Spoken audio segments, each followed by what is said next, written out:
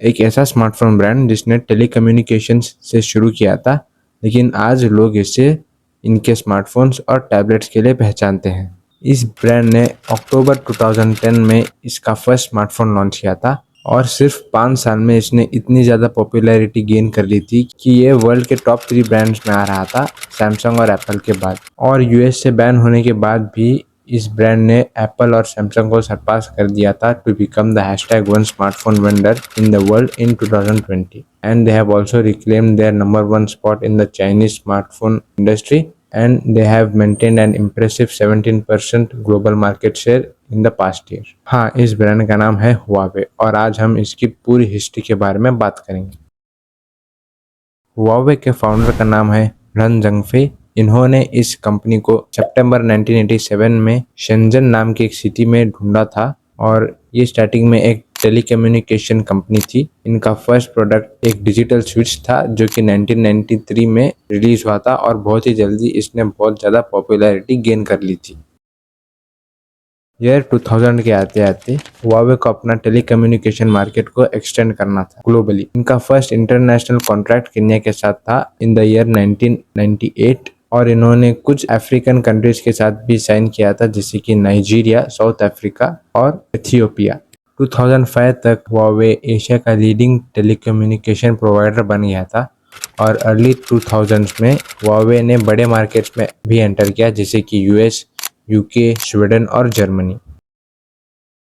इसके बाद शुरू होती है इनकी स्मार्टफोन जर्नी जिसके वजह से बहुत सारे लोग इन्हें पहचानते हैं। इनका फर्स्ट स्मार्टफोन अक्टूबर 2010 को लॉन्च हुआ था जिसका नाम था एसेंड M680 और 2012 में हुआवे ने एरिक्सन को भी पीछे छोड़ दिया to become the world's largest telecommunication equipment manufacturer.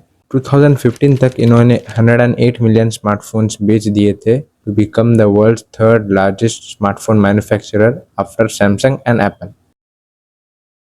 2016 आने तक हुआवे एनुअली $11 बिलियन इन्वेस्ट कर रहा था 5G के रिसर्च और डेवलपमेंट के लिए। हुआवे के इंजीनियर्स को बहुत सारे पेटेंट्स मिले इंटरनेशनल मार्केट। पेटेंट्स का मतलब है एक गवर्नमेंट का दिया हुआ राइट टू यूज, सेल और import their products for a limited period of time, जिसकी वजह से इनका मार्केट शेयर और बढ़ गया। हुआवे की जो पॉपुलैरिटी थी उसने जल्द ही यूएस और उसके एलाइज को अट्रैक्ट करना शुरू कर दिया। यूएस के इंटेलिजेंस एजेंसीज ने इन्हें वार्न करा था ये कहकर कि हुआवे हमारी पर्सनल इंफॉर्मेशन का डेटा चाइनीज गवर्नमेंट को देता है, जो कि ऑफ कोर्स हुआवे ने डिनाई किया। अब आता है 2018, एक ऐसा साल जो कि हुआवे के लिए एक नाइटमेयर से कम नहीं।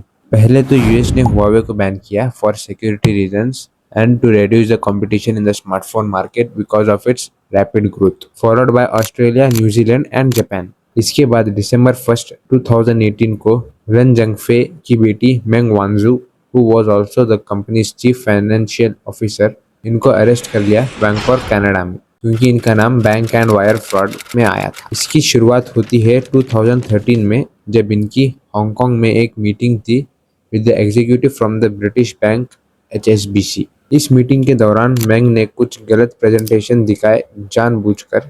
इन प्रेजेंटेशंस में हुआवे ने यह बताया कि स्काईकॉम टेक को लिमिटेड, जो कि एक हांगकांग बेस्ड कंपनी है ऑपरेटिंग इन ईरान, ये इनकी बिजनेस पार्टनर है।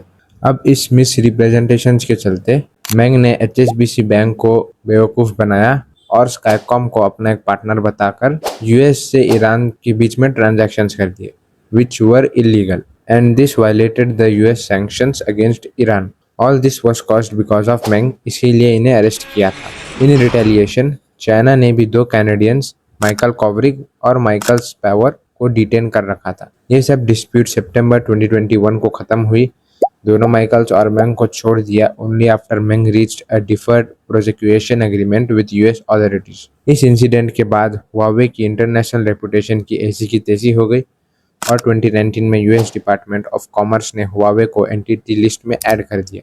इन सब के कारण बड़े कंपनीज जैसे गूगल, स्नैपड्रैगन और एंड्रॉयड ने हुआवे के साथ काम करने से मना कर दिया, जिसके कारण हुआवे को स्क्रैच से सब कुछ बिल्ड करना पड़ा वापस से। अब ना तो इनके पास एक ऑपरेटिंग सिस्टम है और ना ही कोई प्रोसेसर के लिए कंपनी, तो इन्होंने एक ऑपरेटिंग सिस्टम बनाया हार्मनी OS नाम से और उनके खुद के किरिन नाम से प्रोसेसर्स बनाने शुरू किए। शुरू में दिक्कतें ज़रूर आई थी, जैसे कि इनके processors up to the mark नहीं थे, जिसकी वजह से इनके फोटो और वीडियो क्वालिटीज में दिक्कतें आती थी। कैमरास बहुत अच्छे होते थे, लेकिन प्रोसेसर इतने केपेबल नहीं थे कि वो उस लेवल की प्रोसेसिंग हैंडल कर पाए, और प्रोसेसर्स में हीटिंग इश्यूज भी रहते थे। करंटली अगर देखा जाए तो डेफिनेटली इन्होंने प्रोसेसर्स में इम्प्रूवमेंट की है और उन पे काम भी कर रहे हैं। इसीलिए डीएक्सओ मार्क ने हुआवे प्यूरा 80 अल्ट्रा को अभी तक का बेस्ट कैमरा स्मार्टफोन बताया है, और इसी वजह से इन्होंने लास्ट ईयर चाइना में एप्पल को सरपास किया है। और इसके साथ हुआवे इनोवेशंस भी करता है।